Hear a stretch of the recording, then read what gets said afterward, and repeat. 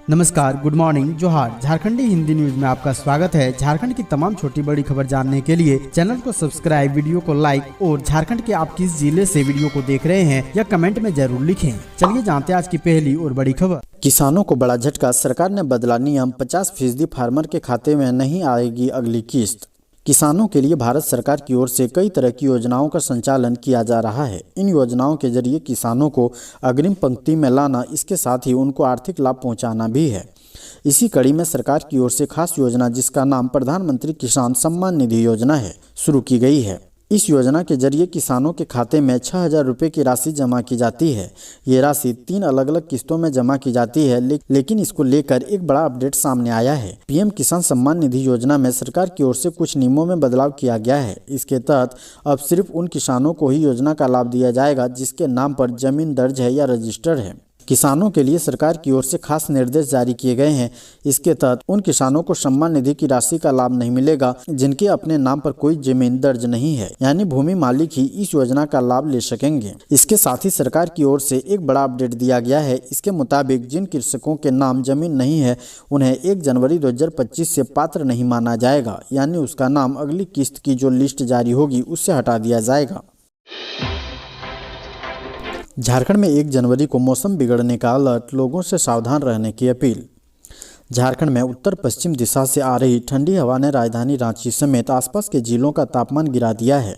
शाम में बह रही ठंडी हवा ने ठिठुरन बढ़ा दी है। नए साल पर पिकनिक का मजा किरकिरा हो सकता है। लोगों को अलर्ट रहने के लिए कहा गया है। इस ठंड का असर अगले 3 दिनों तक देखने को मिलेगा। तापमान गिरने से शाम ढलते ही लोगों की संख्या कम होने लगती है।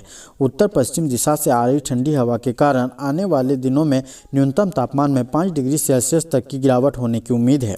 यह जानकारी मौसम विज्ञान केंद्र रांची के वरीय वैज्ञानिक अभिषेक आनंद ने दी है। मौसम केंद्र के अनुसार राज्य में अगले 2 दिनों के दौरान न्यूनतम तापमान में 3 से 5 डिग्री सेल्सियस की गिरावट होने की संभावना है। इसके बाद अगले 3 दिनों में इसमें कोई बड़े बदलाव की संभावना नहीं है। झारखंड में जल्द लागू हो सकता है पेशा नियमावली, कैबिनेट में भेजने की चल रही है तैयारी।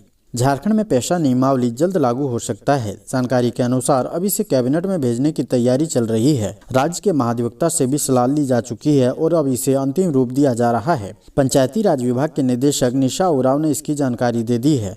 निशा उरांव का कहना है कि साल 2017 में पेशा कानून पर उच्च न्यायालय और सर्वोच्च न्यायालय में पेशा कानून के विषय पर सरकार के पक्ष में अपना फैसला दे चुकी है, जिसके बाद इसे लागू करने की तैयारी चल रही थी। लेकिन कुछ खास लोगों ने इस कानून को लेकर लोगों को दिग्भ्रमित किया गया, जिसके कारण इसे लागू नहीं किया जा सका। अदालत ने पंचायती राज अधिनियम को पेशा क्षेत्र के लिए अनुकूल माना है, जो पेशा 1996 के तहत भी अनुकूल है। पेशा नियमावली को राज्य अधिनियम के तहत गठित करने का प्रस्ताव है। देश के 10 राज्यों द्वारा यही प्रक्रिया अपनाई गई है, जो कानूनन सही प्रक्रिया है। दलित आदिवासियों के खिलाफ जातिगत अत्याचारों को दे रहा बढ़ावा, कांग्रेस का भाजपा पर आरोप। कांग्रेस अध्यक्ष मल्लिकार्जुन खड़गे ने केंद्रीय मंत्री अमित शाह और भारतीय जनता पार्टी पर निशाना साधा। उन्होंने आरोप लगाया कि ये लोग दलितों और आदिवासियों के खिलाफ जातिगत अत्याचारों को बढ़ावा दे रहे हैं, खासकर उन राज्यों में जहां भाजपा की सरकार है, जैसे हरियाणा, मध्य प्रदेश, ओडिशा, महाराष्ट्र और उत्तर प्रदेश। खड़गे ने सोशल मीडिया मंच एक्स पर कहा कि संसद में गृह मंत्री अमित शाह बाबा साहेब अम्बेडकर का अपमान करते हैं और वहीं जातिवादी मानसिकता भाजपा शासित राज्यों में दोहराई जा रही है। उन्होंने भाजपा की सरकार को संविधान विरोधी बताते हुए कहा कि मोदी शासन के तहत दलितों, आदिवासियों, पिछड़े वर्गों और अल्पसंख्यक समुदाय के खिलाफ अत्याचार हो रहे हैं।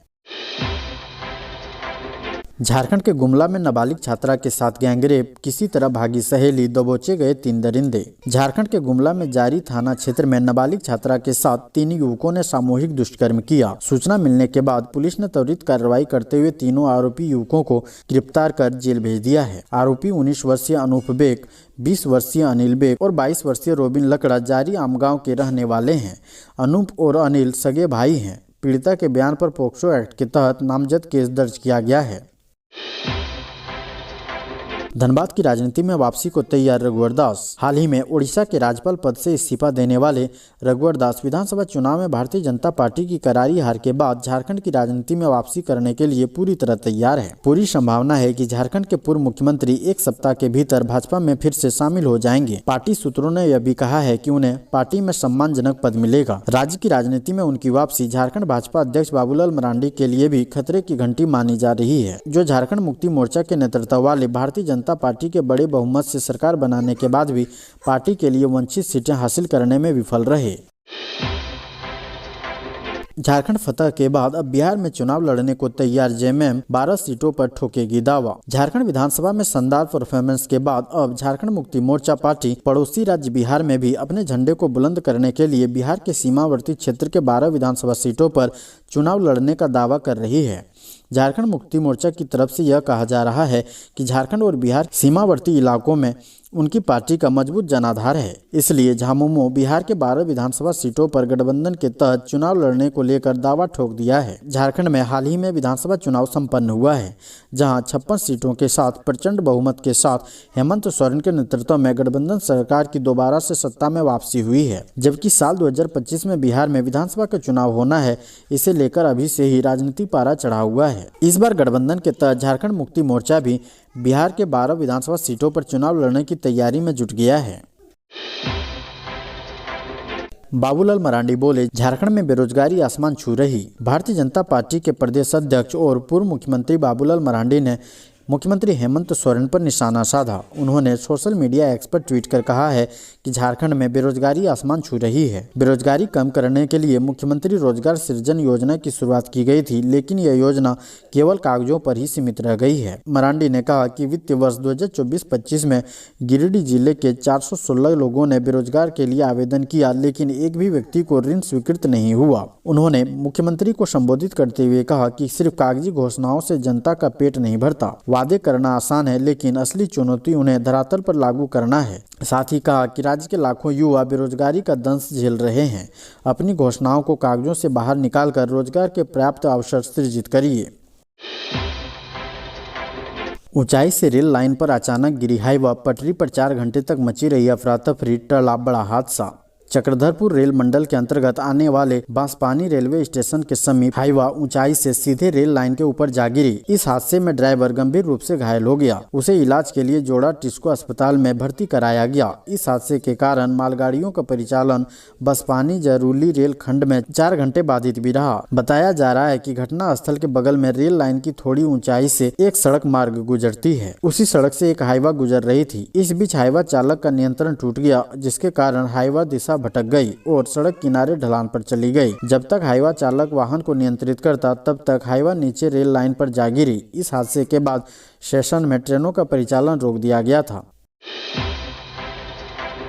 1984 में नामांकित 2000 से अधिक होमगार्ड 1 जनवरी को हो जाएंगे रिटायर। नए आदेश से मचा बवाल। वैसे गृह रक्षक जो 1984 में बहाल हुए थे, उन्हें 1 जनवरी 2025 को सेवानिवृत्ति दी जा रही है। ऐसे गृह रक्षकों की संख्या 2000 से अधिक है। उनकी ड्यूटी के आधार पर ही यह मान लिया जाएगा कि उन्होंने 60 वर्ष पूरी कर ली है। हालांकि पूरे राज्य में गृह रक्षक इसका विरोध कर रहे हैं। उनका कहना है कि कोई अक्टूबर 2025 में 60 साल का होगा, कोई नवंबर 2025 में 60 साल का होगा, उसे जनवरी में ही सेवानिवृत्त करना उचित नहीं है। सरकार को अपनी नियमावली में संशोधन करना चाहिए। इधर गृह रक्षा वाहिनी सह अग्निशमन के डीजी अनिल पलटा का कहना है कि गृह रक्षा वाहिनी में यह सेवानिवृत्ति नियमतः है। पहले से चली आ रही नियमावली के आधार पर ही उन्हें सेवानिवृत्ति दी जा रही है। डीजी ने बताया कि जब गृह रक्षक बहाल हुए थे, तब कोई 7वीं पास था तो किसी ने 8वीं या 9वीं की थी। गृह रक्षक में बहाल होने का उम्र कम से कम 19 साल का होना चाहिए। उस वक्त जन्म प्रमाण पत्र से संबंधित कोई दस्तावेज नहीं लिया गया था। अब जो 17 साल का था वह भी गृह रक्षक बन गया था। उस हिसाब से देखा जाए तो उसका नामांकन ही अवैध था। इसके बावजूद उसने नौकरी की। इन्हीं सभी बिंदुओं को देखते हुए गृह रक्षा वाहिनी की जो नियमावली बनी, उसमें नामांकित की तिथि को संबंधित गृह रक्षक को कम से कम 19 साल का बताया गया। 1 जनवरी को वैध तिथि घोषित किया गया। उसे ही आधार बनाकर गृह रक्षकों की सेवानिवृत्ति किया जा रहा है।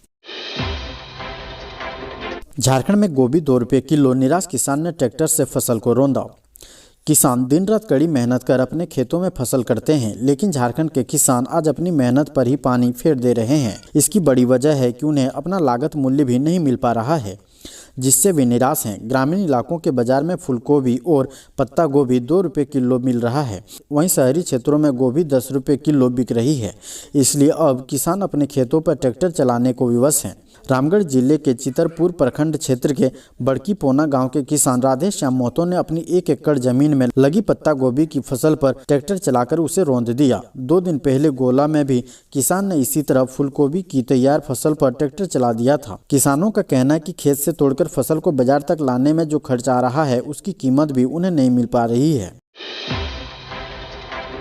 एक्शन में झारखंड के कल्याण मंत्री चमरा लिंडा छात्रवृत्ति वितरण के लिए इन 2 जिलों को 3 दिनों की दी मोहलत। कल्याण मंत्री चमरा लिंडा ने मोरहाबादी के कल्याण कॉम्प्लेक्स में सभी जिलों के कल्याण पदाधिकारी, प्रोजेक्ट डायरेक्टर, ITDA एवं प्रमंडलीय उपनिदेशकों के साथ वीडियो कॉन्फ्रेंसिंग के जरिए बैठक की और स्कूलों में अध्ययनरत विद्यार्थियों के बीच साइकिल व छात्रवृत्ति वितरण की जिलावार समीक्षा की।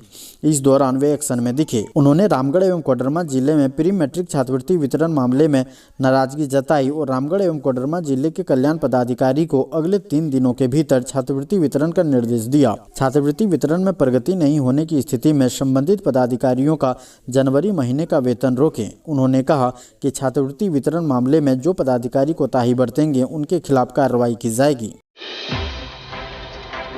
रांची में फंदे से लटकी BA की छात्रा, कमरे से मिली शायरी लिखी डायरी, CCTV में दिखा एक लड़का। झारखंड की राजधानी रांची में एक छात्रा फांसी के फंदे से लटक गई। पुलिस को छात्रा के कमरे से एक डायरी और कुछ पन्ने मिले हैं, उन पर शायरी लिखी हुई थी। वहीं जब पुलिस ने CCTV फुटेज खंगाला तो पता चला कि छात्रा के कमरे पर एक युवक आया था।